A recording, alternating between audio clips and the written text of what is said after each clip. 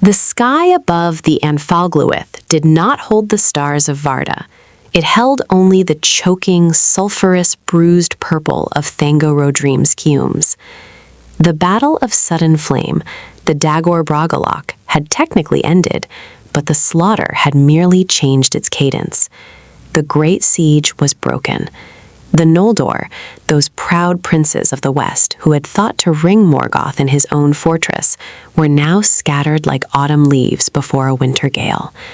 The plains of Ardgallen, once green and fair, were now the gasping dust, a wasteland of ash and bone, where the very air tasted of iron and malice.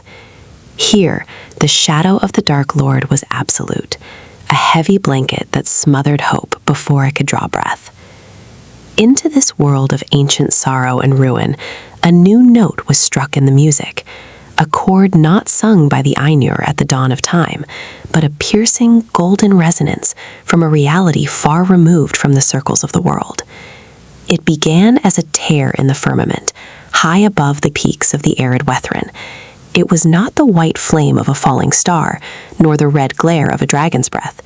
It was a kaleidoscope of impossible colors, iridescent blues, burning crimsons, and a gold so pure it seemed to sear the smog of Angband. The rupture screamed as it tore through the atmospheric veil of Arda, a sonic boom that rolled across the ash plains, causing orcs to cower and the fleeing remnants of the Noldor to look up in terrified wonder. The object, or entity, slammed into the heart of a skirmish on the northern edge of the plain, kicking up a mushroom cloud of debris that momentarily rivaled the peaks of Thangorodrim itself. If you want to see more characters enter different universes, hit that subscribe button and drop the name of a character and the universe you'd want to see them in down in the comments below. The road goes ever on. The dust of the impact began to settle, swirling in the hot wind. Within the craters stood a figure that defied the aesthetics of Middle-earth. She was not of the Eldar, for her ears were not pointed, though she possessed a beauty that rivaled Luthien herself. She was not of the Aedain, for no mortal woman radiated such tangible physical power.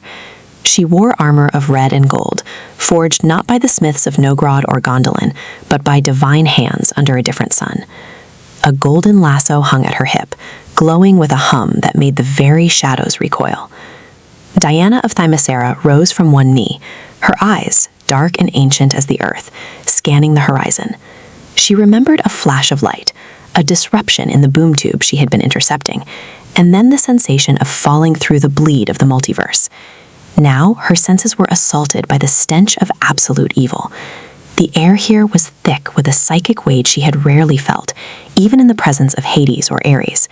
It was a suffocating malice that seemed to emanate from the 3 volcanic peaks to the north. Before she could orient herself, a guttural roar shattered the silence.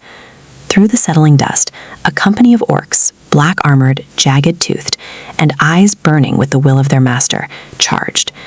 They had been pursuing a ragged band of elven warriors, but this new arrival, this shining beacon, drew their hate like a moth to a flame.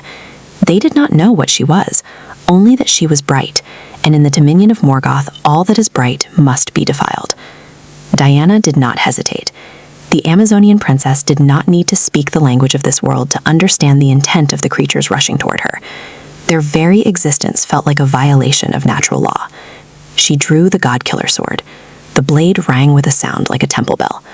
The first orc, a captain of the vanguard with a face like a smashed rock, swung a scimitar coated in black poison. Diana moved faster than the eye could follow.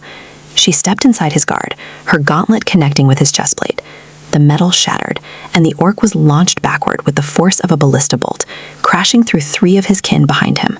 "Stay back," Diana commanded, her voice echoing with the authority of a queen.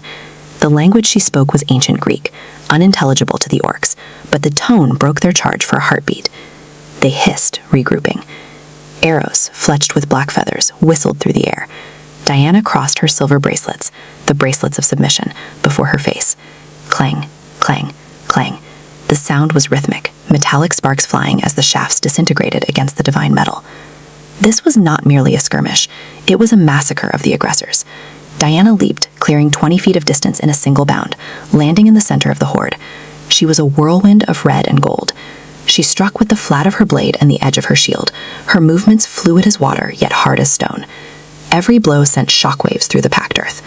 She did not fight with the desperation of the elves, who fought a losing war against an infinite enemy. She fought with the confidence of a demigod who had wrestled with Olympians.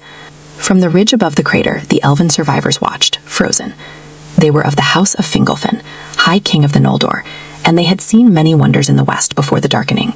But they had never seen a man, for she appeared as a mortal woman, move with such devastating grace. "Is she a Maya?" whispered one, a young Elon with blood soaking his tunic. "Nay," said their captain, a tall elf named Aristor, though not the one of Rivendell fame. His eyes were wide, fixed on the golden rope that the woman now uncoiled. "The Valar dwell in a man. This power, it tastes of the earth, yet burns like the sun." Down in the crater, the battle shifted. The orcs, realizing their steel was useless, called for support. From the darker shadows of the ruin, a shape emerged, a troll of the Gothmog breed, massive, scaled, and wielding a hammer that could crush a house. It roared, a sound that usually froze the hearts of men. Diana turned to face the beast. She holstered her sword and uncoiled the Lasso of Truth. With a flick of her wrist, the golden rope lashed out, extending far beyond its physical length. It wrapped around the troll's massive ankle. The beast tugged, expecting the puny cord to snap. Instead, Diana planted her feet, the ground cracking beneath her boots. She hauled the rope back. The laws of physics screamed in protest as the multi-ton behemoth was lifted off its feet. With a shout of effort, Diana swung the troll overhead, once, twice, and slammed it into the remaining cluster of orcs with the force of a meteorite. The ground shuddered, dust plumed, silence fell. The remaining orcs, their morale shattered by this display of impossible strength, broke and fled into the grey gloom, screeching news of the burning woman to the iron hells. Diana stood amidst the carnage, her chest heaving slightly, not from exhaustion, but from the adrenaline of a new reality. She looked down at the bodies, twisted, corrupted forms that seemed to have been tortured into existence. She felt a pang of pity for the sheer ugliness of their lives, but a fierce resolve hardened her heart. She turned her gaze upward, to the ridge where the elves stood. She saw their tall forms, their starlight eyes, and the grim nobility of their bearing. They held their weapons loosely, unsure if she was friend or foe. Diana sheathed her sword and raised her open palms, the universal gesture of peace. She began to climb the ridge, her boots finding purchase on the loose shale. As she neared, the elves tensed, but Aristor stepped forward, sheathing his own blade. He looked at this woman, who stood nearly as tall as an elf lord, radiating a heat that warmed the chill air of the Unfauglith. "I am Diana of Themyscira," she said, switching to a dialect of ancient Sumerian, hoping it might bridge the gap. It did not, but her tone carried the message. "I am not your enemy." Aristor bowed low, hand over his heart. "I am not your tongue, Lady of the Sun," he said in Sindarin, his voice musical and sad. "But your deeds speak the language of the Noldor. The enemy of my enemy is my friend, until the end of days." Diana frowned, not understanding the words, but understanding the grief etched into his immortal face. She looked past him, to the north, where the 3 peaks of Thangorodrim pierced the sky like tritons of hell. She could feel the pulse of that dark fortress. It was a beatheart of pure malice, a void that sought to swallow the light she carried. "Where am I?" she asked the wind, her hand resting on the pommel of her sword. The wind gave no answer, but the ground trembled again. Not from battle this time, but from the deep, grinding subterranean machinery of Morgoth Balgalore. The Dark Lord had felt the sting of a new light in his domain, and the eye that pierces all shadows was turning south. Word count 1085. Awaiting continue. The silence following the slaughter was heavier than the battle itself. The wind of the Unfauglith, the gasping dust, hissed over the cooling corpses of the orcs, stirring the black blood into a grim slurry with the gray ash. Diana stood amidst the carnage, her breathing controlled, her heart rate slowing to a resting rhythm that would have baffled a human physician. She wiped the blade of the god-killer on the tunic of a fallen foe, a gesture of grim practicality, and sheathed it. The metallic snick was the only sound in the dead air. She turned back to the elves. Aristor and his company had descended from the ridge, moving with the silent, fluid grace that seemed inherent to their biology. Up close, Diana could see the profound fatigue etched into their features. These were not merely soldiers. They were beings of immense age and sorrow. Their eyes held a light that seemed dimmed by centuries of witnessing horrors, yet it persisted, like stars behind a storm cloud. Communication remained the immediate barrier. Diana tried Latin, then ancient Egyptian, then a dialect of Themysciran root language. The elves listened politely, their heads cocked, but there was no spark of recognition. Aristor gestured toward the southwest, toward the looming shadow of the arid Wethrin, the Mountains of Shadow. His meaning was clear. We cannot stay here. The enemy has eyes." Diana nodded. She uncoiled the lasso of truth from her hip, looping it securely. The golden rope glowed with a warm, inviting luminescence that seemed to push back the encroaching gray gloom. The elves stared at it, fascinated and wary.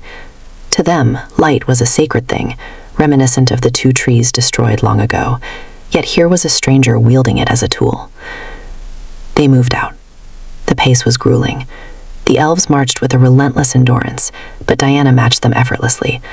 In fact, she found herself slowing her natural stride to keep from outpacing their retreat. As they trekked across the scorched plain, she observed them. They were tall, fair, and clad in mail that shimmered like fish scales. They carried themselves with a nobility that reminded her of the Amazons, yet there was a fragility to them, not of body but of spirit. They were a people losing a long war. As the sun began to dip behind the mountains, painting the sky in bruises of purple and black, they reached the foothills. Here the air was slightly clearer, though the stench of Angband never fully faded. A fortress loomed ahead, built into the very rock of the mountain range. This was Barad Aethel, the great watchtower and stronghold of the High King, guarding the springs of Sirion. Sentries on the walls challenged them with sharp cries and drawn bows. Aristor called out a password, his voice ringing with a desperate authority. The heavy gates groaned open, revealing a courtyard teeming with activity. But it was not the orderly bustle of a prepared army, it was the chaotic triage of a disaster. Wounded warriors lay in rows, healers moving among them with water and bandages. The air was thick with the copper smell of blood and the murmurs of the dying. Diana's entrance silenced the courtyard. The weary soldiers of the Noldor stopped their tasks. They looked upon the woman in red and gold, standing a head taller than the mortal men who served them, her skin unblemished by the ash that coated everyone else. She radiated a vitality that was almost painful to behold in this place of death. A horn blew, clear, sharp, and commanding. The crowd parted. Descending the stone stairs from the keep came a figure who commanded the very air around him. He was clad in blue and silver, his mail gleaming with a cold light. A great shield was strapped to his back, azure with a star of crystal, and at his side hung Ringil, a sword that chilled the air when drawn. This was Fingolfin, High King of the Noldor, the strongest and most valiant of the elven lords. But Diana saw more than a king. She saw a warrior on the edge of a precipice. His face was stern, hard as the granite of his fortress, but his eyes burned with a furious, consuming fire, the wrath of a leader who has seen his people butchered and his siege broken. He stopped 10 paces from her. His guards, tall Noldor with spears, flanked him, but he waved them back. He needed no protection. "Who enters the house of Fingolfin bearing the colors of fire?" he demanded. He spoke in Quenya, the high speech. It was a language of rolling vowels and hard consonants, sounding like water rushing over stones. Diana did not understand the words, but she understood the tone. It was a challenge, a demand for purpose. She stepped forward, her hands empty. "I am Diana," she said, her voice projecting clearly across the courtyard. "I am a warrior. I am here to help." Fingolfin frowned, the language barrier frustrating him. He looked at Aristor, who stepped forward and spoke rapidly in their tongue, gesturing to the north, miming the size of the troll, and pointing to Diana's glowing lasso. The High King's gaze shifted to the golden rope. A flicker of recognition, or perhaps suspicion, crossed his face. Magic in Middle-earth was subtle, a matter of will and song. This overt, glowing power was strange to him. He stepped closer, his hand resting on the hilt of Ringil. "You are not of the valor," he switched to Sindarin, testing her. "You carry the light, yet you have the aspect of the second-born, but no daughter of men possesses such stature." Diana saw the mistrust. She knew that in a war this long, trust was a currency spent only with blood. She needed him to understand her, not just her words, but her intent. Slowly, deliberately, she uncoiled the lasso of truth. The guards tensed, spears lowering. Fingolfin did not flinch. "I cannot speak your tongue," Diana said softly, holding the loop of the lasso out to him. "But this speaks the language of the soul. If you touch it, we will understand one another. It binds us to the truth." She offered the golden cord to the High King of the Noldor. It was an audacious move, to offer a weapon, for it was clearly a weapon, to a king in his own stronghold. But Fingolfin was driven by a need to know.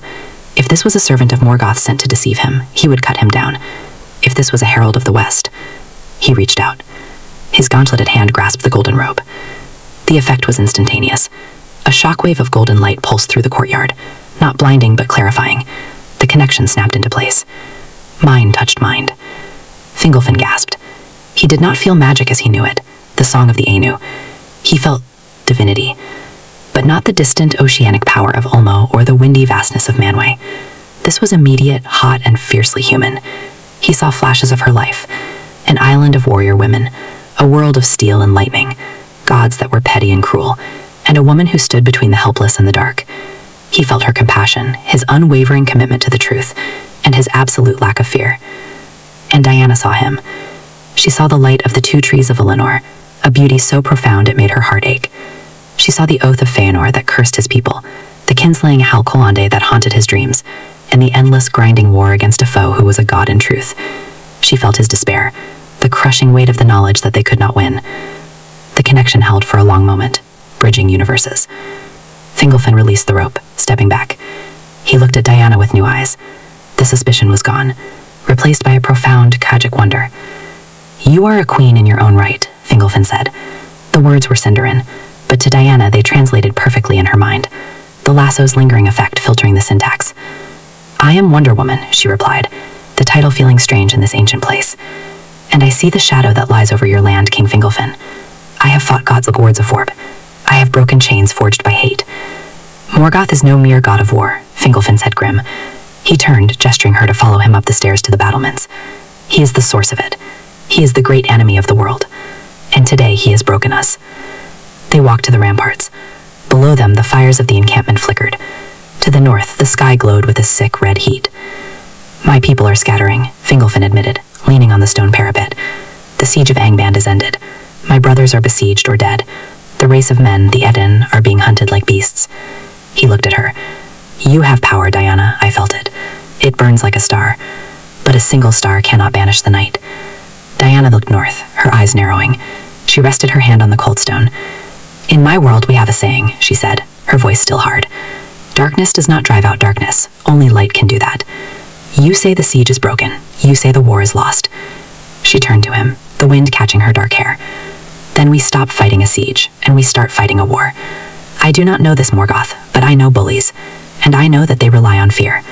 Your people are afraid, King Fingolfin. They need to see that the monster can bleed." Fingolfin let out a humorless laugh. "Morgoth does not bleed. He sits on his dark throne and sends his slaves to die." "Then we will pull him off it," Diana said. The High King stared at her.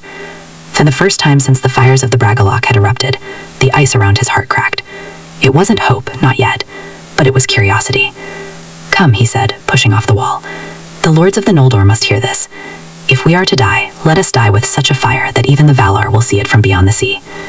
The war room of Barad Ethel was a chamber hewn from the living rock of the arid Wethrin, illuminated by the cold, smokeless lamps of the Noldor.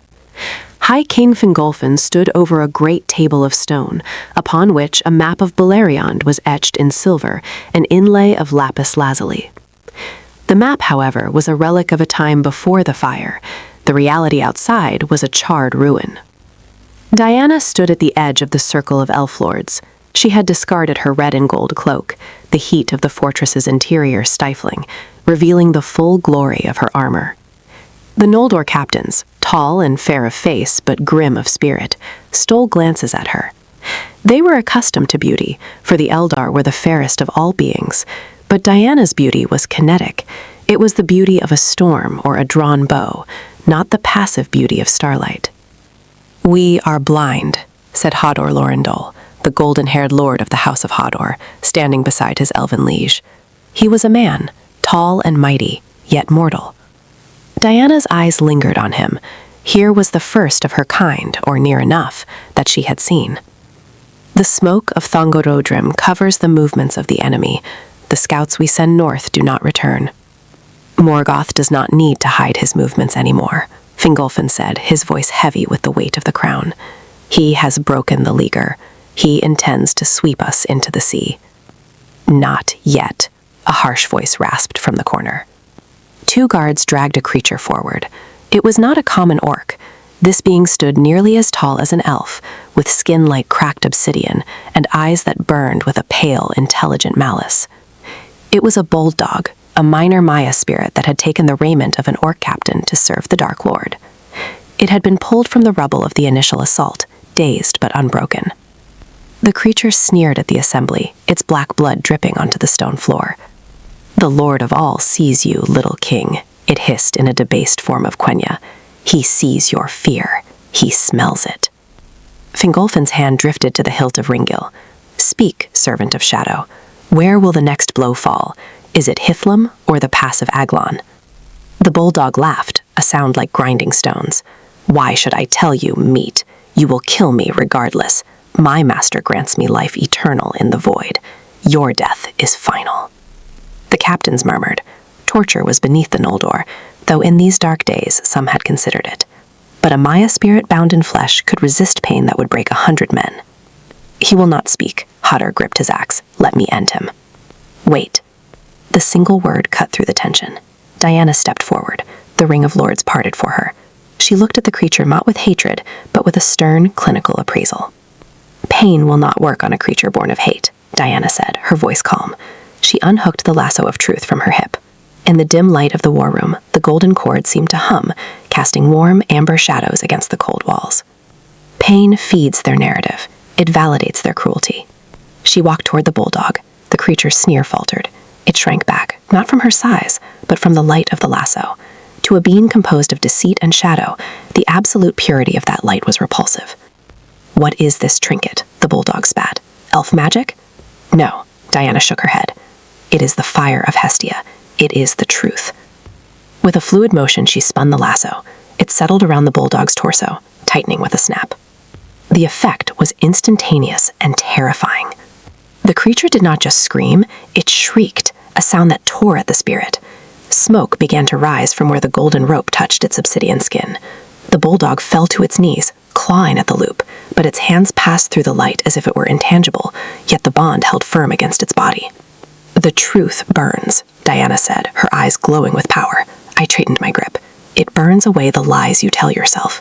It burns away the corruption of your master. Speak. What is Morgoth's plan? The bulldog convulsed, its back arching. The presence of the lasso was forcing a metaphysical paradox. This creature existed because of Morgoth's lies. The lie that he was the rightful king of the world, the lie that light was pain, the lie that service to him was freedom. The lasso, an artifact of absolute objective truth, was dismantling the creature's very concept of reality. I cannot, the creature gasped, its voice changing, losing the guttural affection, sounding suddenly small and wretched. The great eye looks east. Be specific, Diana commanded, pulling the rope taut. Where? Dorthonion, the creature screamed, the word tearing from its throat. The land of pines. He seeks the outlaws, the house of Barahir. He wants the ring of Felagund. Fingolfin's eyes went wide. Barahir, he whispered. Baron is there. Why? Diana pressed, leaning down, her face inches from the smoking creature. Why a few outlaws when he could crush armies? Because, the bulldog was weeping now, black tears hissing on the floor. Because they have hope, and he cannot abide it. He will burn the forest to ash to kill the hope of men. Diana released the tension, though she kept the lasso in place. The creature slumped, panting, its spirit flayed open. And the dragon? Fingolfin asked sharply. Where is Glaurung? Waiting, the creature wheezed. Waiting for the Lady of Fire. Waiting for her. It raised a trembling finger toward Diana. He has seen the new star. He hungers for it. Diana pulled the lasso free. The bulldog collapsed, unconscious, its mind unable to process the trauma of absolute honesty. The room was silent. The elf lords looked at Diana with a mixture of awe and fear. She coiled the rope, the glow fading to a dull hum. He targets the innocent to break the spirit of the strong, Diana said, turning to Fingolfin. I know this tactic. It is the strategy of a coward. Fingolfin looked at the map. His finger traced the line to Dorthonion, a highland region now cut off by the enemy advance. Barahir and his men are the last remnant of the House of Beor. They are the bravest of men. If Morgoth turns his full gaze upon them, they will be obliterated. Then we go to them, Diana said simply. We cannot, Hodder interjected, his voice pained. The passes are held by orcs. Angband lies between us and Dorthonion. To march there is suicide. Diana looked at the mortal lord. She saw the grief in his eyes. He wanted to save his kin, but he knew the tactical reality. You are thinking in terms of armies, Lord Hodor, she said. She walked to the balcony, looking out at the red-lit night. Armies move slowly. They need supply lines. They make noise. She turned back, a smile playing on her lips, the smile of a warrior who has found the path to victory. Fingolfin drew Ringil halfway from his sheath, the steel singing softly. The fire in his eyes had returned, brighter than before. The despair of the Bragollach was lifting, replaced by the cold, clear resolve of the Noldor. "The Eldar do not cower," Fingolfin said. "I will give you my swiftest riders. Erestor shall go with you. But know this, Diana of Themyscira. Glaurung the Golden is no mere beast. He is the father of dragons. His malice is older than the moon." Diana adjusted her gauntlet, the silver flashing in the lamplight. "Good," she said. "I have a sword called Godkiller. It is time I put it to a test." The company rode out of Barad Ithel under the cover of a moonless night, the hooves of their elven steeds wrapped in felt to muffle the thunder of their passage. They were few, barely 30 riders, but they were the chosen vanguard of the Noldor, hardened veterans of the long peace and the sudden hell that followed. Erestor led them, his face set in a grim mask of duty. Beside him, on a black charger gifted by the High King, rode Diana. She wore a cloak of heavy gray wool over her radiant armor to dampen the gleam of the star metal, but her presence could not be fully masked. To the elves, who perceived the world through layers of spirit as well as sight, she burned like a beacon in the twilight. She was a disturbing anomaly in the music of the Ainur, a note of defiance that refused to fade. They skirted the southern edge of the Ufauglith, the gasping dust. To their left rose the sheer, imposing walls of the arid Wethrin. To their right, the open expanse of ash where the enemy's eyes were always open. The land was dead, not merely asleep as in winter, but murdered. The soil was gray powder, the rocks shattered by heat, and the air tasted of sulfur and old blood. "You ride with a heavy heart, Erestor," Diana said, her voice low. The wind whipped her dark hair back. She spoke the elven tongue now, the lasso's lingering connection having unlocked the syntax in her mind, though her accent remained thick with the cadence of Themyscira. Erestor did not look at her. His eyes scanned the dark horizon for the glint of orc mail. "I ride to a land that was once fair, Lady Diana. Dorthonion was the highland of pines, a place of deep woods and clear air. Now it is Dor-nu-Fauglith, the forest under night. It belongs to Gorthaur the Cruel." "Sauron," Diana corrected, using the name the bulldog had whispered. "The sorcerer." "Aye," Erestor said, a shudder passing through him that had nothing to do with the cold. "He is not like the Balrogs, who break stone and bone. He breaks the mind. He weaves shadows that strangle the will. The outlaws of Barahir are not just fighting starvation and orcs. They are fighting the very air they breathe." Diana gripped the reins, her knuckles white. "Then we will bring them fresh air." "You speak of victory as if it is a choice," Erestor said, looking at her with a mixture of pity and admiration. "We of the Noldor are bound by the doom of Mandos. We may win battles, but the war was lost before we set foot on these shores. We are fighting the long defeat." Diana pulled her horse up sharply. The movement was so sudden that the entire column halted, horses dancing nervously. "Stop," she commanded. Erestor turned his mount, confused. "Lady, we are exposed here. We must." "I do not accept that," Diana said, her voice cutting through the wind. She looked at the faces of the elven riders, immortal, beautiful, and utterly resigned to their tragic fate. "I have heard this doom spoken of in whispers since I arrived. You believe you are destined to fail, so you fight only to delay the end." She spurred her horse closer to Erestor, her eyes blazing. "In my world, we have a legend of a box. When all the evils of the world were released, sickness, death, malice, one thing remained inside: hope. It is the only thing stronger than fear. If you ride into that forest believing you are already dead, Erestor, then you are dead, and you will be of no use to Barahir." The elf lord stared at her. For thousands of years, the Noldor had carried the weight of their exile, the guilt of the kinslaying, and the prophecy of their doom. It was their reality. Yet here was a woman who simply refused it. Not out of ignorance, but out of a furious, divine stubbornness. "I am not of your doom," Diana declared, "and while I draw breath, neither are you. Tonight we do not ride to die. We ride to win. Do you understand?" For a long moment, silence stretched across the Ask Plains. Then, slowly, Erestor nodded. The set of his shoulders changed. He sat straighter. "Lead on, Princess of the West." They pushed forward, the pace quickening. As the terrain rose, the air grew colder and thicker. They were entering the highlands of Dorthonion. The trees here were ancient pines, once majestic, now twisted into garled, dark shapes that seemed to lean toward the travelers. The canopy was so dense it blotted out the faint starlight, plunging them into absolute blackness. This was the domain of Sauron. Immediately the assault began. It was not arrows or blades. It was a pressure, a whispering in the mind. Turn back. You are lost. Your friends have abandoned you. The king is dead. There is no hope here, only the inevitable dark. The elven horses weaned in panic, their eyes rolling white. Riders swayed in their saddles, hands clutching their heads. Do not listen, Aristor shouted, his voice sounding thin and distant. It is the spell of bottomless dread. Focus your wills. But the Noldor were weary.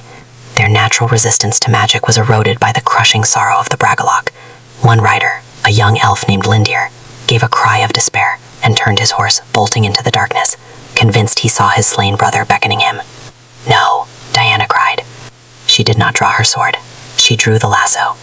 With a shout that echoed like a thunderclap, she spun the golden rope and cracked it, not at an enemy, but into the air itself. Crack.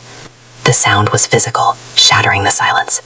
The golden light exploded outward, a shockwave of pure, unadulterated reality. Where the light touched the twisted trees, the illusions flickered and died. The oppressive shadows that coiled like serpents around the riders evaporated, revealing them for what they were. Mere absence of light, not living things. This forest lies, Diana roared, the lasso whirling above her head like a halo. It lies to your eyes and it lies to your hearts. Look at me. The riders turned toward the light. In the glow of the lasso, the crushing dread vanished, replaced by the stark clarity of the moment. The whispering voices were silenced, burned away by the fire of Hestia.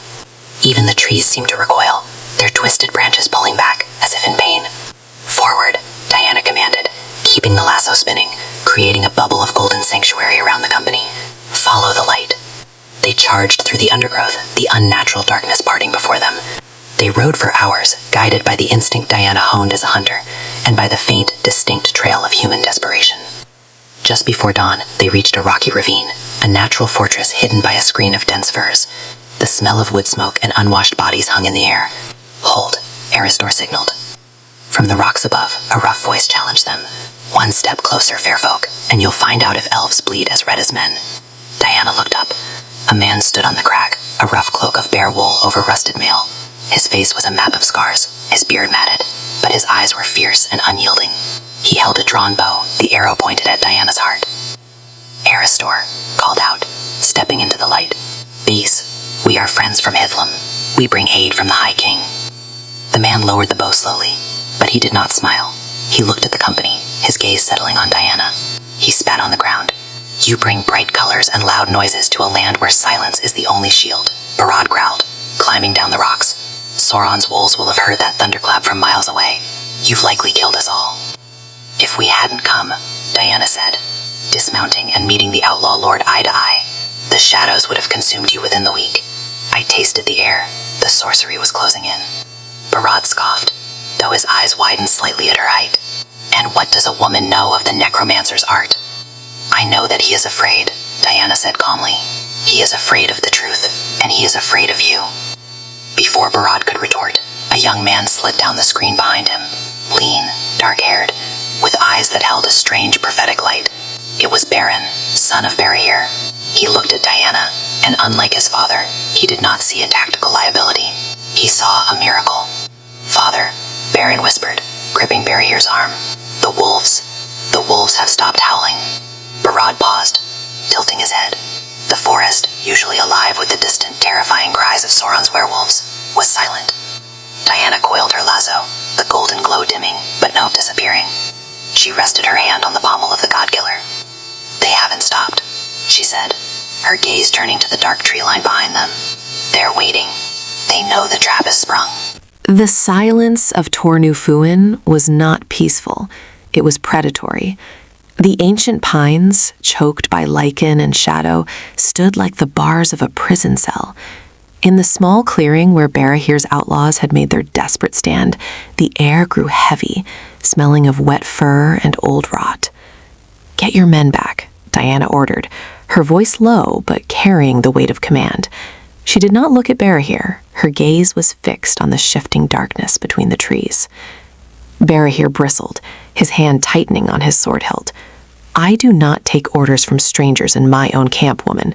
We have held this forest for... You are not holding it, Diana cut in, her tone not unkind, but brutally honest. You are being herded. Before the lord of the House of Beor could respond, the darkness struck. It did not come as a wave of soldiers, but as a fluid, rushing shadow. Yellow eyes ignited in the gloom, 2, then 10, then 50. The underbrush exploded as the Gowerhoth charged. These were not mere wolves. They were massive beasts, possessed by dread spirits at the command of Sauron, their bodies twisted into mockeries of nature, with jaws that could crush plate mail and intelligence that gleamed with cruel malice. "Defend the perimeter," Eristor shouted, his sword flashing silver as he met the first beast. The elf lord moved with fluid grace, sidestepping a snapping jaw and severing a foreleg, but the wolf did not yelp. It merely snarled and snapped with the remaining limb, driven by a hate that transcended pain. The camp erupted into chaos. The mortal men of Barahir's band, starving and weary, fought with the savage desperation of the doomed. Arrows flew, axes crunched into fur and bone, but the wolves were relentless. They were larger than ponies, their hides thick as leather armor. Diana stood at the center of the storm. She did not draw her sword immediately. Instead, she moved like a dancer in a tempest. A massive wolf, gray-pelted and foaming, leapt for her throat. She caught it in midair, her hands gripping its jaws.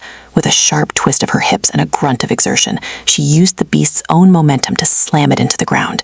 The impact cracked the earth. The wolf went limp. Another lunged from her blind side. Diana spun, her silver bracelet connecting with the creature's snout. Crack! The sound was like a thunderclap in the confined space. The wolf was sent spiraling backward, crashing through a thicket of deadwood. "They are unending," Baron cried, driving his spear into the flank of a beast attacking his father. "They are driving us toward the ravine." "They want to separate us," Diana realized. She saw the tactical pattern immediately. The wolves weren't just killing, they were corralling the elves away from the men, trying to isolate the leadership. She drew the godkiller. The blade hummed, glowing with a soft amber light that seemed to agitate the wolves. Where the sword struck, it did not just cut flesh, it severed the dark binding that held the spirit to the beast. The wolves she killed dissolved into black smoke, leaving only husks behind. But the physical battle was merely the distraction. Suddenly, the air pressure dropped. A coldness that burned like dry ice swept through the clearing, extinguishing the few torches the outlaws had managed to light. The wolves stopped their attack, retreating into a circling ring of growling shadows. From the deepest part of the forest, a voice emerged. It was not spoken, but felt in the skull, a smooth, resonant baritone that dripped with feigned civility and unbearable dread. "What is this little candle doing in my dark?" The men of Barahir fell to their knees, clutching their heads. Even the Noldor, veteran warriors of the West, staggered, their faces pale. This was the presence of Gorthaur the Cruel, Sauron. Diana stood firm, planting her feet. She felt the psychic weight pressing against her mind, probing for cracks, for fear, for doubt. It felt like oil trying to seep into water. "Show yourself," Diana shouted, her voice ringing clear and defiant against the mental intrusion. "Do not hide behind your bents." The shadows coalesced. 10 yards in front of her, the darkness gathered and twisted, forming a tall humanoid shape. It was not fully physical, a projection of will sent from the Isle of Werewolves miles away, but it was terrifyingly detailed. A figure in jagged black armor, a helm that obscured the face, and eyes that burned like furnace coals. "I do not hide, Amazon," the projection of Sauron bird. The voice seemed to come from everywhere at once. "I am the forest, I am the night, and you are a curiosity. You taste of foreign suns and stolen fire." He raised a gauntleted hand.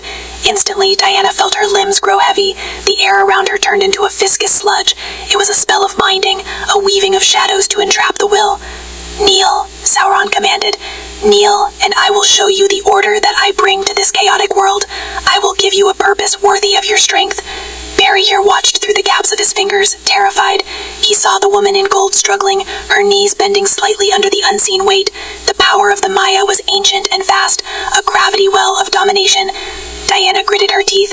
She felt the seductive pull of his will, the promise of order, of cessation of struggle. It was a lie, but a beautiful one. "I do not kneel," she gritted out, her muzzle straining against the magical pressure. She reached for the Lasso of Truth. Her fingers brushed the golden rope, and a spark of warmth shot through her arm. "You speak of order," Diana said, straightening up, fighting the crushing gravity with sheer divine strength. "But you offer only slavery." She ripped the lasso from her hip. "And I know the truth of what you are." With a roar of effort, she lashed out. The golden rope flew through the heavy air, cutting through the spell of binding like a hot knife through wax. It struck the shadowy projection of Sauron. Hiss! The projection recoiled violently. The contact with the lasso did not just disrupt the image, it sent a backlash of raw, unadulterated truth down the magical thank to the sorcerer himself, miles away in his tower. What is this? Sauron's voice lost its smooth composure, becoming a shriek of static and rage. You are not a god, Diana yelled, pulling the lasso taut. The golden light flared, illuminating the entire forest, banishing the shadows, revealing the terrified wolves cowering in the brush. You are a servant, a petty tyrant hiding in a tower. You are fear given form, and I am not afraid. The projection convulsed. The truth of his own nature, his subservience to Morgoth, his fear of the Valar. The dawn that broke over Dorthonion was gray and weeping, the sun choked by the fumes of the Iron Mountains to the north. But in the hidden ravine of Barahir's camp, the mood had shifted from the grim silence of the condemned to the frenetic energy of the desperate. Diana moved among the men of the House of Beor. She did not sit apart with the elf lords, as might have been expected of one with her power. Instead, she knelt in the mud beside the wounded, her hands that could crush stone, moving with gentle precision as she bound lacerations with strips of clean linen she had boiled herself. "You have the touch of a healer, lady," murmured a young man named Diarun, whose arm had been mangled by a wolf's jaw. He looked up at her with fever-bright eyes. "But you fight like a Vala." "I was raised to be both," Diana said softly, tying off the bandage. "In my home, to fight is to protect, and to protect is to heal. They are the same art." She stood, wiping her hands on a rag. Across the small fire, Barahir watched her. The outlaw lord was sharpening his sword, the rasp of the whetstone a rhythmic counterpoint to the low conversations of the men. Beside him sat Eristor, the Noldor captain, looking out of place in his shining mail amidst the ragged furs of the Aedan. "You confuse them," Barahir said gruffly, not looking up. "And you confuse me. You look like a daughter of men. Taller, stronger, aye, but of our blood. Yet you walk with the high elves as an equal, and you do not seem to feel the cold." Diana walked over to the fire, the warmth welcome against the damp chill. "I am not an elf, Barahir. I am human. But my people, we were set apart long ago. We were given long life and strength by the gods to be a bridge." "A bridge to what?" Baron asked, stepping into the circle. He carried a brace of lean rabbits, the first fresh meat the camp had seen in weeks. "Between the world of men and the world of gods," Diana replied. She looked at the ring of Barahir on the Lord's finger, 2 serpents with emerald eyes, one devouring, one upholding. "I see you have your own bridges." Barahir glanced at the ring, a gift from Finrod Felagund. "A token of friendship," he grunted. "Though friendship with the Eldar has brought my house little but ruin." "That is unfair," Eristor said, his voice cool but pained. "But it weighs heavier on those who die in 40 years than those who endure for 40 ages, Barahir snapped. Diana stepped between them, her presence commanding silence without a raised voice. "I have walked among gods who play with mortal lives like pieces on a board," she said, her eyes dark with memory. "And I have seen men with no power but their own courage stand against them. Do not mistake longevity for worth, Barahir. Your lives are short, yes, but that makes them burn brighter. The elves preserve, you change." She looked around the camp at the haggard faces of the outlaws, men who had lost their wives, their children, their homes, yet still sharpened their swords to fight a god. "In my world," Diana continued, her voice rising so all could hear, "we say that courage is not the absence of fear, but the judgment that something else is more important than fear. You have that judgment. You are the shield of the North, and I am honored to stand beside you." A silence followed, but it was not the silence of despair. It was the silence of men who had been reminded of who they were. Barahir stood up, sliding his sword into a sheath. The fatalism in his eyes had been replaced by a grim, hard spark. "You speak well, woman of the West," he said. "If we are to die, let us make sure Morgoth feels the sting of it. What is your plan?" Diana pointed to the map Eristor had laid out on the flat rock. Her finger traced the line of the river Sirion to where it split around a dark island. "Tol and Garhuth," she said, "the Isle of Werewolves. It is the linchpin of Sauron's control over this region. From there he projects the dread that paralyzes your movements. He watches the passes. If we take it, we blind him." "Take it?" Eristor exclaimed, his composure cracking. "Lady, that is Minas Tirith. It was built by the High King's own brother, Finrod, before the enemy captured it. It is a fortress of stone, surrounded by rushing water, guarded by a legion of wolves and the greatest sorcerer in Leilanath. We have 30 elves and 40 starving men. And 1 Amazon, Diana added calmly. It is a trap, Baron warned. Sauron knows you are here now. He will be waiting. Exactly, Diana smiled, a fierce warrior smile that made her seem suddenly very dangerous. He is arrogant. He believes power is about domination. He thinks I am a rival power come to challenge his territory. He will want to break me personally, to enslave my will as he does yours. He won't just kill us, he will invite us in. You want to be captured? Barahir asked, incredulous. I want to get close enough to put the lasso of truth around his throat. His power is built on deception. He masks his true form, he masks his fortress, he masks his fear. If I can touch him with the golden perfect, his illusions will shatter. His wolves will turn on him. The fortress will be just stone and mortar. She looked at Aristor. But I need a diversion. I need the Noldor to make him think this is a desperate, foolish charge of the last defenders. Aristor looked at the map, then at Diana. He saw the madness in it, but he also saw the logic. The Noldor had failed for centuries by fighting defensive wars. It is a song worthy of Fingolfin, Aristor admitted quietly. Very well, we ride. The march to the river was a blur of gray mist and forced speed. They moved not as a hidden guerrilla unit, but as a raiding party, making no effort to mask their approach. They wanted the eyes of the enemy to see them. As they crested the final ridge, the Isle of Werewolves came into view. It was a nightmare made stone. Once a beautiful watchtower of the Elves, it had been twisted by Sauron's will. The stone was now black and slick, the towers crowned with iron spikes that seemed to claw at the sky. A heavy, unnatural fog clung to the river Sirion, swirling around the base of the island. From the darkness, the howling of werewolves drifted across the water, a chaotic, hungry sound. They know we are here now, Baron whispered, gripping his spear. The drawbridge of the fortress was down, a gaping maw waiting to swallow them. Diana dismounted. She handed the reins of her black charger to a young outlaw. Stay back, she commanded the main force.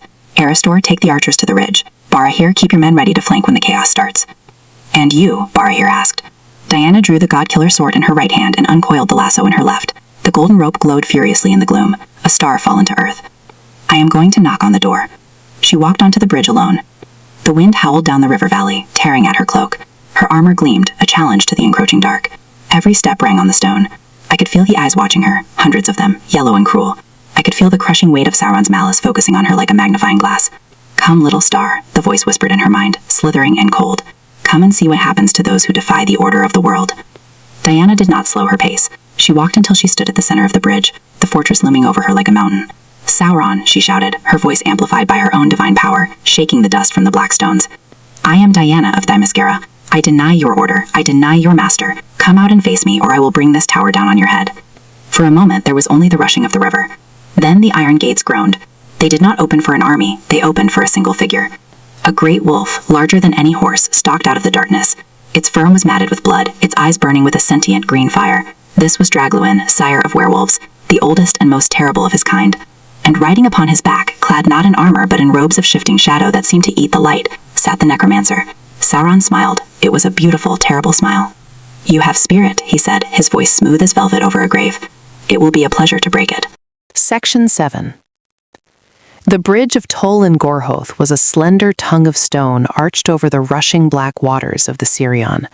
It was a place where hope had come to die for 2 years, ever since Sauron, the lieutenant of Morgoth, had seized the fortress of Minas Tirith and twisted it into his Isle of Werewolves. The air was thick with a psychic miasma, a heavy, wet blanket of dread that made breathing feel like drowning. Sauron sat atop Droplamin, the great wolf, looking down at the Amazon with a mixture of amusement and ancient reptilian calculation. He did not wear the plate armor of the later ages. Here he was Gorthaur the Cruel, a sorcerer king clad in robes that seemed woven from the night sky, his face a shifting mask of fair and foul. You bring a sword to a battle of wills, Sauron purred, his voice echoing not just in the air, but inside Diana's skull. How mortal. He raised a hand, long and pale. He did not cast a fireball, he sang. It was a low, discordant chant, a song of unmaking. The very stones of the bridge began to vibrate. It was a spell designed to strip the courage from a warrior's heart, to make their knees turn to water and their arms to lead. It was the same power that had broken the minds of Gorlim and countless others. Behind Diana, on the shore, the men of Barahir clamped their hands over their ears, falling to their knees as the magical terror washed over them. Even Aristor, a lord of the Noldor, leaned heavily on his spear, his face pale as he fought the urge to flee. Diana felt the song hit her like a physical wave. It was a cold, invasive frequency, seeking the cracks in her psyche, her doubts, her fears, her grief for the sisters she had left behind. But Diana of Themyscira was not merely a warrior. She was a creation of the gods, blessed by Athena with wisdom and by Hestia with the fire of truth. She did not block the song. She tuned it out. She slammed her silver bracelets together. Clang. The sound was not just loud, it was absolute. A sonic boom of divine resonance erupted from the impact, a shockwave of pure concussive force. It met Sauron's song in mid-air and shattered the frequency. The discordant chanting was silenced instantly, replaced by the ringing clarity of the Aegis. Sauron's eyes widened. The spell was broken. "My turn," Diana said. She launched herself forward. She did not run. She exploded into motion, closing the 50 yards between them in a heartbeat. Draugluin snarled, a sound like tearing metal, and leapt to meet her. The beast was massive, a demonic spirit bound in wolf flesh, with jaws that could snap an elven blade. He opened his maw to crush her. Diana slid on her knees across the slick stone, passing under the wolf's lunge. As she passed, she drove the godkiller upward. The blade, forged to slice through atoms, sheared through the magical hide of the beast's underbelly. Draugluin howled, a sound that shook the leaves off the trees in Dorthonion miles away, and crashed onto the bridge, thrashing. Black blood, hot and acidic, sprayed the stones. Sauron, dismounted by the wolf's collapse, landed on his feet with cat-like grace. The amusement was gone from his face. His form flickered, the fair visage melting away to reveal something darker, a burning shadow with eyes like coals. "You are no elf," he hissed, drawing a blade of black glass that smoked in the damp air. "You are a discordant note. I will silence you." He struck. He was fast, preternaturally so, moving with the spirit of a spirit unburdened by physics. His sword was a blur of shadow seeking the gaps in her armor. Diana parried, the godkiller ringing against the dark blade. Sparks of gold and black flew where the weapons met. They danced on the narrow bridge, a duel of gods. Sauron wove spells into his strikes, illusions of multiple attackers, bursts of blinding darkness, whispers of despair. Diana fought with eyes half closed, trusting her warrior's instinct over her deceived sight. She blocked a strike meant to behead her, spun, and kicked Sauron in the chest. The impact should have shattered ribs. Instead, it felt like kicking a pillar of iron. Sauron slid back a few feet, sneering. "You cannot kill me, woman," he taunted, his form swelling, growing taller, more monstrous. "I am a Maya of Aule. I am the architect of this world's fate. I am—" "You are boring," Diana interrupted. She sheathed her sword in a fluid motion and unhooked the lasso. Sauron laughed, a harsh, grating sound. "A rope? You seek to bind the wind." He lunged, his form shifting into a great serpent, seeking to envelop her. Diana stepped into the strike, her movements precise. She spun the lasso, the golden loop expanding. As the serpent struck, she sidestepped and flicked her wrist. The loop settled around the serpent's neck. "Submit," Diana shouted, planting her feet and heaving back. The Lasso of Truth tightened, the golden light flared, blindingly bright against the gloom of the isle. Sauron screamed. It was not a scream of pain, but of existential violation. The lasso did not just bind his physical form, it bound his Fea, his spirit. It forced the shifter, the deceiver, the phantom, to lock into a single, undeniable truth. The serpent form dissolved, the fair guise evaporated. For a moment, on the bridge of Tol and Gorhoth, the true face of Sauron was revealed. He was not a monster, nor a god. He was a spirit consumed by a terrified, jealous need for order. He was small, he was petty, he was afraid. "Look at you," Diana said, her voice filled not with triumph, but with pity. "Burn you," Sauron shrieked, his form smoking under the touch of the golden rope. "Release me." "The truth binds you, Gorthauer," Diana said, pulling him to his knees. "And the truth is, you are beaten." On the shore, the battle between the outlaws and the lesser wolves had ceased. The wolves, feeling their master's dominance shatter, broke into panic. Barahir and Eristor watched, stunned, as the Dark Lord of the Wart knelt before the gleaming woman. Sauron looked at the lasso, then at Diana. He realized with a cold, sinking horror that he could not break this bind with power. He could only escape it by abandoning his dignity. With a final, gargling cry of rage, Sauron abandoned his physical form. He poured his spirit into a cloud of vampire mist, slipping through the loop of the lasso, not by strength, but by becoming nothing. He fled, A dark screeching wind tore away from the bridge, flying east toward Thongarodum, leaving his fortress and his pride behind. The silence that followed was deafening. Then a low rumble began. "The tower," Eristor shouted. "Get back!" The fortress of Tolkien, held together for years by Sauron's will and sorcery, groaned. The spell was broken. The stones, twisted against their nature, gave up the ghost. Diana ran back across the bridge as the great tower began to crumble. She reached the shore just as the main keep collapsed into the river Sirion with a roar like thunder, sending a plume of water and dust high into the gray sky. The Isle of Werewolves was no more. The river rushed on, cleansing the corruption. Diana stood on the bank, chest heaving, the lasso still glowing in her hand. She watched the dust settle. From the ruins of the gatehouse, which had not fallen into the river, figures began to stumble out. They were emaciated, pale, and blinking in the light, elven prisoners and men who had been held in the dungeons of the necromancer. Barahir ran forward, embracing a man who looked like a skeleton. "Kaldor, by the Valor, you live!" Eristor walked up to Diana. He looked at the ruin of the tower, then at the fleeing shadow in the east, and finally at her. He dropped to one knee. "They will sing of this," the Elf Lord said, his voice trembling. "In Gondolin, in Nargothrond, in Doriath, they will sing of the gleaming lady who humbled the sorcerer." Diana coiled the lasso, the light fading to a warm hum. She looked at the released prisoners, seeing the trauma in their eyes, but also the dawn of hope.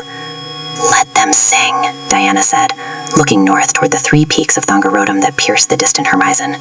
"But the song isn't over." She turned to Barahir, who was weeping with relief. "Gather your men, Lord Barahir. Gather the freed prisoners who can hold a spear. We have cleared the flank." "Where do we go?" Barahir asked, wiping his eyes. Diana shook her head. Her expression was hard, the face of a general who sees the path to victory. "Sauron has fled to his master. He will tell Morgoth that a new power has arrived. He will be afraid, and fear makes tyrants make mistakes." She pointed the godkiller north. "We do not go back. We go to the gates of hell. We march on Angband." Word count 1088.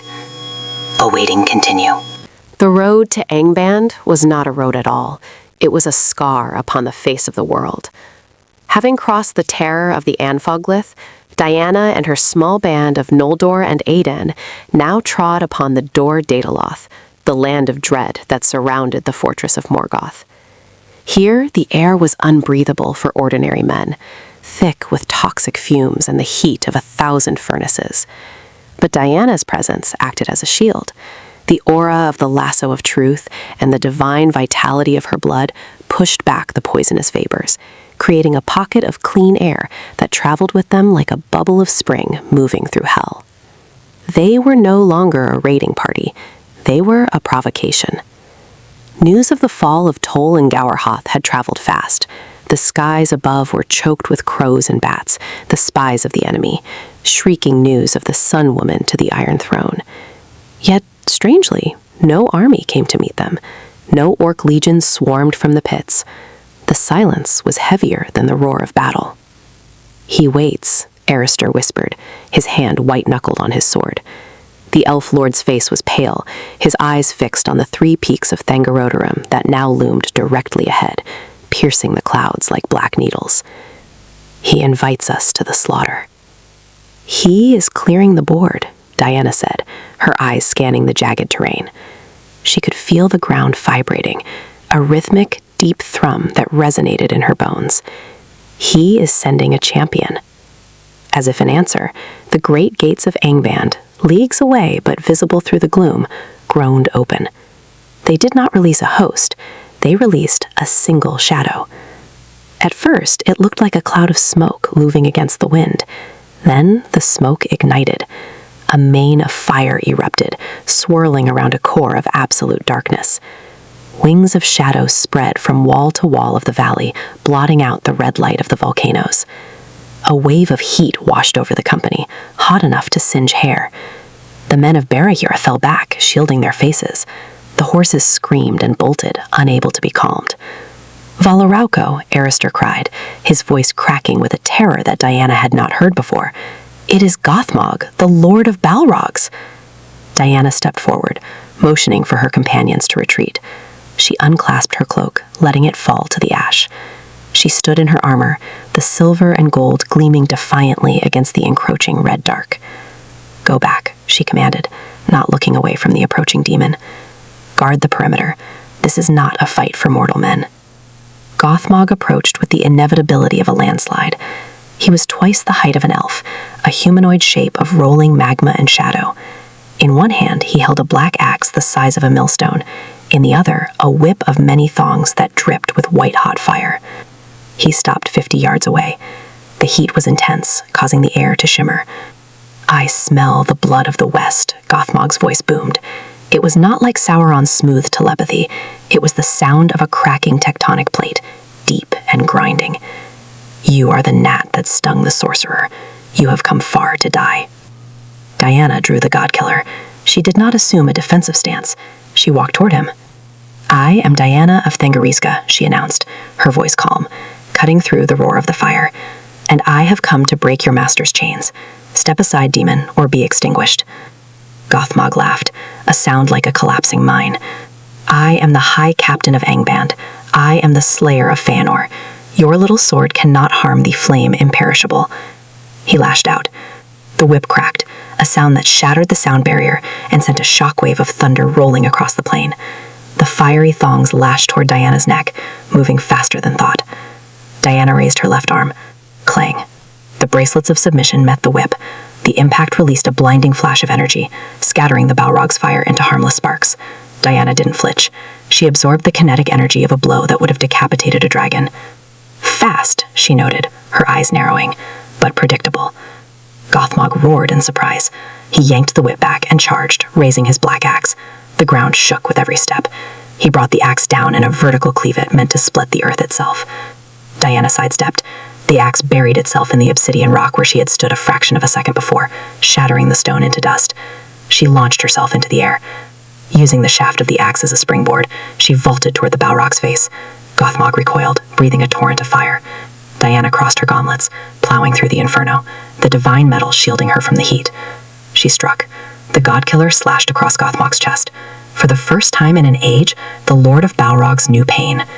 The blade bit deep into the shadow flesh, and where it cut, it did not leave a wound of blood, but of leaking light. Gothmog howled, staggering back, his wings thrashing. "What sorcery is this?" he bellowed, swinging the whip wildly. Diana landed in a crouch and immediately uncoiled the Lasso of Truth. "It is not sorcery," she yelled, spinning the rope. It caught Gothmog's wrist, the one holding the whip. "You are not fire," Diana shouted, planting her feet and heaving with the strength that held up the sky. "You are a corrupted spirit. You are a slave to a false king." The golden perfect tightened. The metaphysical reaction was violent. Gothmog was a Maya, a spirit of the same order as Gandalf or Sauron, but twisted by Morgoth. His power came from fear and destruction. The lasso forced him to confront his original nature, a spirit of fire meant to warm, not to burn. The dissonance was agonizing. Gothmog shrieked, dropping the whip. He grabbed the golden rope with his free hand, trying to burn through it. But Hestia's fire was older and purer than his own. "You cannot burn the truth," Diana gritted out, dragging the massive demon forward. Gothmog panicked. He realized with a jolt of terror that this woman could unmake him, not just kill his body, but unravel his song. He did the only thing a cornered beast could do. He abandoned dignity for survival. He slammed his axe into the ground, creating a fissure of magma between them. The ground split open, a chasm of erupting lava. Diana was forced to release the lasso and leap back to avoid falling into the molten earth. Gothmog used the distraction to retreat. He launched himself into the air, his wings beating heavily, putting distance between himself and the golden light. He landed on the lower slopes of Thangarodarim, clutching his wounded chest, his flame dimmed and sputtering. "Open the gates," he roared to the unseen watchers on the walls. "Unleash the drakes. She is no elf." Diana stood on the edge of the fissure, the heat washing over her. She watched the High Captain of Angband retreat. She did not pursue. She knew when a point had been made. She turned back to her company. Barahir and Aristor were staring at her, their mouths agape. They had just watched a single warrior humiliate the creature that had killed the greatest king of the Noldor. Diana sheathed her sword. She was breathing heavily now, the air of Dor-Daedaloth finally taxing her lungs. Her skin was smudged with ash, but her eyes were clear. "He bleeds," Diana said, her voice carrying over the wind. "They all bleed." Suddenly, the ground ceased its trembling. The roar of the volcanoes fell silent. The wind died. A profound, supernatural silence descended upon the Iron Mountains. It was a silence that made the soul shiver. It was the silence of a deep breath before a scream. The massive iron gates of Angband, which had stood barred against the hosts of the Noldor for centuries, began to open fully. They swung outward with a groan that felt like the earth itself was in pain. From the darkness within, no army emerged, no dragon crawled forth. Instead, a single figure stepped out on the threshold. He was vast. He was terrible. He was clad in black armor that seemed to absorb the light of the stars. On his head was the iron crown, and set within it were 3 jewels that shone with a holy, agonizing light, the Silmarils. Morgoth Bragollach, the black foe of the world, had come forth. He did not carry a weapon. He held a mace, Grond, the hammer of the underworld, trailing it behind him like a burden of doom. He looked down from his high gate, his eyes like pits of absolute nothingness, fixing them upon the small figure in red and gold. Diana felt a chill that had nothing to do with temperature. This was not a god of war.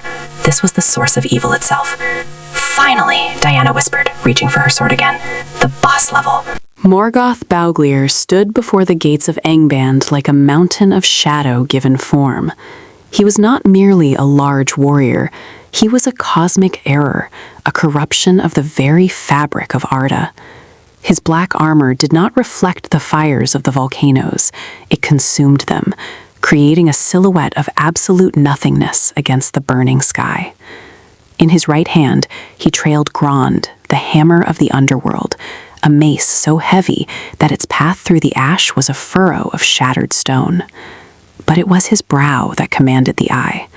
The iron crown set heavy upon his head, and set within it were the 3 Silmarils, the hallowed jewels of Feanor, containing the light of the 2 trees of Valinor. The light of the jewels was a scream in the darkness. To Morgoth, they were a constant agony, burning his unholy flesh, yet he would not, could not relinquish them. They were the center of his pride, the stolen heart of the world. As he stepped onto the plain of Dor-Daedaloth, the atmosphere changed. The dread of the king rolled out from him in waves of tangible cold. Behind Diana, the legendary courage of the Noldor shattered. Erestor fell to his knees, his sword slipping from nerveless fingers. Barahir and his outlaws were pressed to the earth as if by an invisible hand, their breath coming in ragged gasps. Even the air seemed to apologize for existing in his presence. Diana alone stood upright. She felt the weight. It was like standing at the bottom of a deep, dark ocean. This was not the arrogant malice of Ares or the calculated cruelty of Circe. This was the primordial source of the shadow.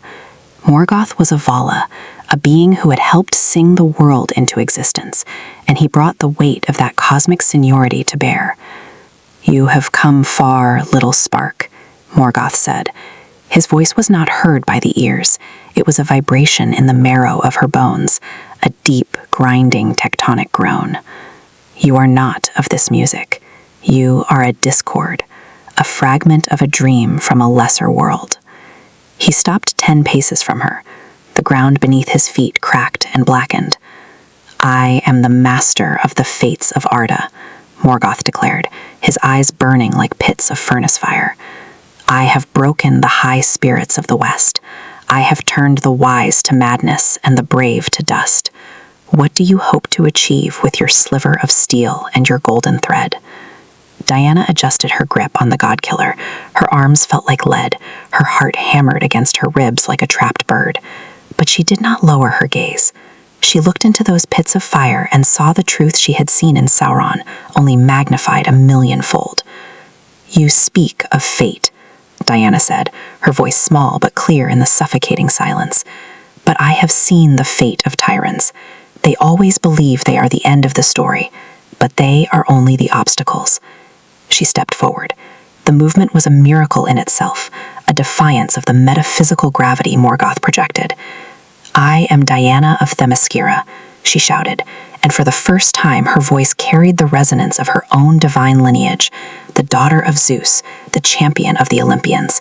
"I do not belong to your music, Dark Lord, and that is why you cannot stop me." Morgoth sneered, a movement that looked like a landslide. He raised Grond. The first blow was not a strike, it was a cataclysm. Morgoth swung the massive mace downward. Diana threw herself to the side, the wind of the weapon's passage nearly tearing the armor from her body. Grond slammed into the obsidian earth. Boom. A crater 20 feet deep opened instantly, and a plume of fire and black smoke erupted from the wound in the world. The shockwave launched Diana through the air, but she twisted in mid-flight, her Amazonian grace allowing her to land on the sheer wall of a jagged rock. She didn't wait. She pushed off the rock, becoming a golden blur. She was faster than Fingolfin had been, faster than any child of Arda. She closed the distance before Morgoth could heave Grond back for another swing. She went for his knee, the god-killer flashing in a horizontal arc. The blade struck the black greave with a sound like a cathedral bell being shattered. The divine steel bit through the enchanted iron, carving a shallow red furrow into the flesh of the Vala. Morgoth let out a roar of surprise and rage, a sound that shook the peaks of Thangorodrim and avalanches screaming down the mountainsides. He had not been wounded in physical combat since the duel with the High King, and this sting was different. It didn't just hurt, it cleansed. "And," Morgoth bellowed. He abandoned the mace and tried to swat her with his massive, gauntleted hand. Diana dodged, rolling under his strike, but the dark aura surrounding Morgoth was like a physical shroud, slowing her movements.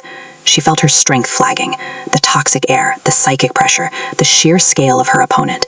It was reaching the limit of what even a demigod could endure. She needed to end the deception. She needed to strike the heart. She sheathed her sword and unspooled the Lasso of Truth. This was the gamble. If she could bind him, she might not kill him, for a Vala cannot be slain by mortal hands, but she could expose the lie of his dominion. She leapt, using the wreckage of the plane to gain height. As Morgoth leaned down to crush her, she cast the lasso. The golden rope flew true. It did not catch his arm or his neck. It caught the iron crown. The reaction was instantaneous and violent beyond description. The Lasso of Truth, an artifact of objective reality, touched the Silmarils, artifacts of pure, primordial light. The collision of these two forces created a eucatastrophe of energy, a sudden, blinding eruption of holiness that tore through the gloom of Dor-Daedaloth like a new sun. The light of the Silmarils, usually trapped and smothered by the darkness of the crown, responded to the lasso's call. They flared with the brilliance of the two trees, their white fire surging down the golden rope. Morgoth screamed, a sound of true existential agony. To him, truth was the ultimate poison. The lasso was forcing him to feel the weight of every lie he had ever told, every life he had ever twisted, every note of the music he had sought to ruin. The iron crown began to glow white-hot, melting under the twin pressures of the jewels and the rope. "Release it," Morgoth shrieked, his shadow form flickering and shrinking. Diana held on.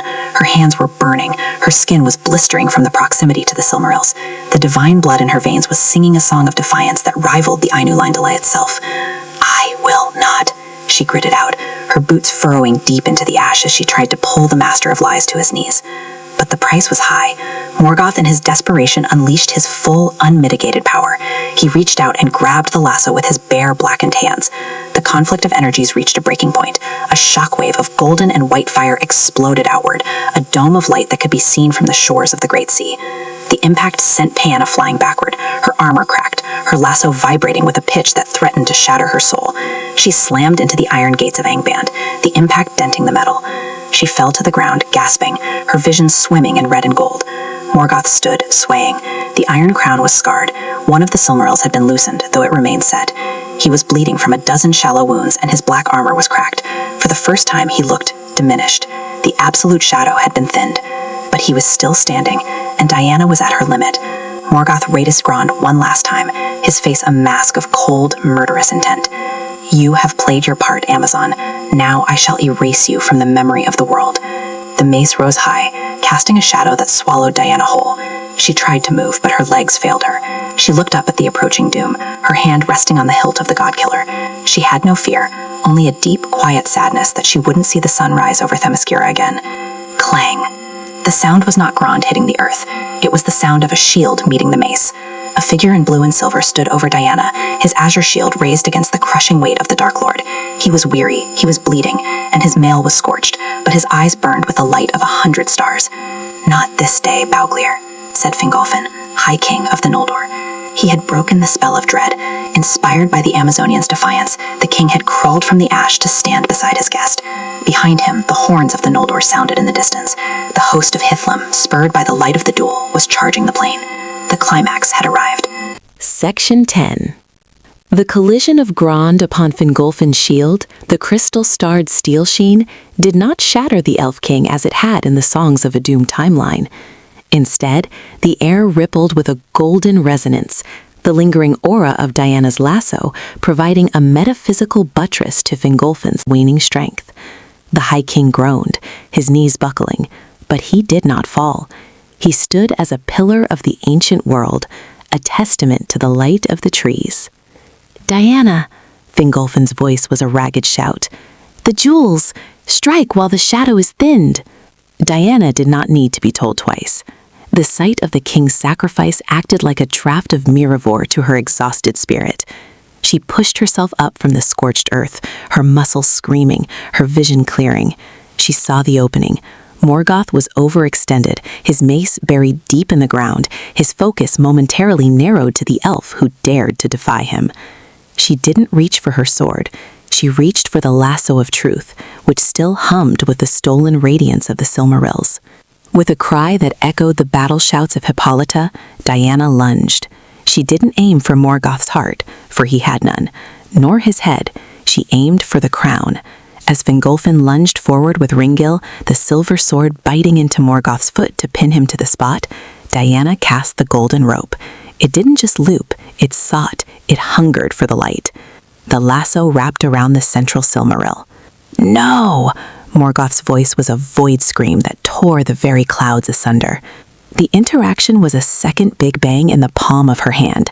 The Lasso of Truth, an anchor of objective reality, acted as a conductor for the holy light of the jewel. For a heartbeat, the truth of the Silmaril, the uncorrupted light of the creation before the fall, flowed into Diana. She felt the history of Arda, the music of the Ainur, and the sorrow of the ages, and she used it as a lens. She yanked. The iron crown, already softened by the heat of the previous clash, ground. The Silmaril, which had burned Morgoth's brow for centuries, finally found a medium through which it could escape its captor. With a sound like a diamond shattering, the jewel was ripped from its setting. The sudden loss of the jewel's weight and power sent Morgoth reeling. The absolute darkness of his form, which had been stabilized by the stolen light, began to collapse inward. He staggered back, his foot dragging, the permanent wound Fingolfin had dealt him, now exacerbated by the divine shock of the Amazon strike. "Now, Fingolfin!" Diana yelled. The High King did not hesitate. He sprang forward, Ringil flashing like a streak of lightning. He didn't seek to kill the Vala, but to drive him back into his hole. He struck 7 times, 7 wounds of light that hissed and smoked in the black armor. At the same time, the horizon erupted. The host of the Noldor, led by Hador and the sons of Fingolfin, charged onto the Dor-Daidalos. They were not a broken army, they were a flood of silver and gold, spurred by the sight of their king standing against the shadow. Morgoth Bauglir, the black foe of the world, looked at the Amazon holding his prize, looked at the king who would not die, and looked at the rising tide of the Eldar. For the first time since he had descended into the world, he felt something he had only ever inflicted on others. He felt the cold, hollow hand of defeat. He did not stay to fight a losing war of attrition. He was a coward at his core, as all tyrants are. With a final, hateful curse that withered the few tufts of grass on the plain, Morgoth retreated. He turned and fled through the gates of Angband, the massive iron doors slamming shut with a finality that shook the mountains. The siege was not restored, but the invincibility of the Dark Lord was shattered forever. The silence that followed was heavy with the weight of a changing age. Diana stood in the center of the ash, her hand clenched around the lasso. Within the golden loops, the Silmaril shone with a soft, steady brilliance. It didn't burn her. To the hands of the pure and the truthful, the hallowed light was a balm. Fingolfin approached her, leaning heavily on his shield. His azure surcoat was black with ash and blood, but his face was transformed. The grim despair that had defined the Noldor since the Kinslaying was gone, replaced by a profound, weeping wonder. "You have done it," the king whispered, falling to one knee before her. "You have taken a jewel from the crown. You have achieved what the hosts of the West thought impossible." Diana looked at the jewel, then at the gates of Angband, and finally at the elves and men who were now gathering around them in a silent circle of awe. "It came at a price," Diana said, her voice weary. She looked at her cracked armor and the charred earth, and the master of that house still lives. He will brood, he will hate, he will find new ways to deceive. "Let him," Barahir said, stepping forward, his bare fur cloak scorched but his eyes fierce. He looked at Diana, then at the Silmaril. "He is no longer the master of our fates. You have shown us that he can be robbed. You have shown us that he can be made to run." Erestor joined them, his sword sheathed. "What will you do with it, Lady Diana? The Silmaril is a burden of doom. Many would kill to possess it." Diana looked at the jewel. She could feel its pull, the temptation to use its light to remake this world, to bring peace by force, to be the goddess these people thought she was. But she was a daughter of Hippolyta. She knew the danger of such power. "I am a guest in this world," Diana said, her voice carrying the authority of a queen. "This light belongs to Arda. It belongs to the history of your people." She looked at Fingolfin. "Keep it, King of the Noldor. Use it not as a weapon, but as a reminder. Let it be the star that guides your people through the night. But know this, the truth is not in the jewel. It is in the heart that chooses to fight when the stars go out." She handed the lasso, with the Silmaril still caught in its loops, to the king. As Fingolfin took it, the lasso slid free, returning to Diana's hip, its job done. The Silmaril now rested in the king's gauntlet, a beacon that turned the gray ash of Dor-Daidalos into a field of diamonds. The company began the long march back to Hithlum. They did not move with the haste of the pursued, but with the steady tread of victors. The First Age was still a time of great sorrow, and the war was far from over, but the trajectory of the music had been forever altered. A new note had been sung, a note of golden truth that the shadow could not silence. As the peaks of Thangorodrim faded into the northern mists, Diana walked at the head of the column, her godkiller sword at her side, her eyes fixed on the southern horizon. She had lost her way home, perhaps forever, but she had found a world that needed a champion, and Diana of Themyscira was nothing if not a champion. Word count, 1092. Conclusion. The victory at the gates of Angband sent ripples through the foundations of Middle-earth. In the hidden halls of Nargothrond and a guarded forest of Dorothoth, the name of Diana was spoken in the same breath as the Vala. The recovery of a Silmaril, achieved through the union of elven valor and Amazonian truth, shattered the long defeat, and forced Morgoth into a century of paranoid seclusion. Sauron, licking his wounds in the shadow of Thangorodrim, began to weave new, more subtle deceptions, knowing that he could not face the Woman of Fire in open combat. Diana herself became a legend that walked the earth, neither elf nor Maya, but a third power that the prophecies had never foreseen. She remained with the House of Fingolfin, advising the High King and training the Edain, her presence a constant shield against the encroaching dark. Yet, as she watched the stars of Arda, she knew the ultimate test was still to come. The two remaining Silmarils still cried out from the Iron Crown, and the void still hungered. Her journey in the Elder Days had only just begun, and the road ahead would lead to ruins, resurrections, and the final shaping of the world's fate. The road goes ever on. More stories await.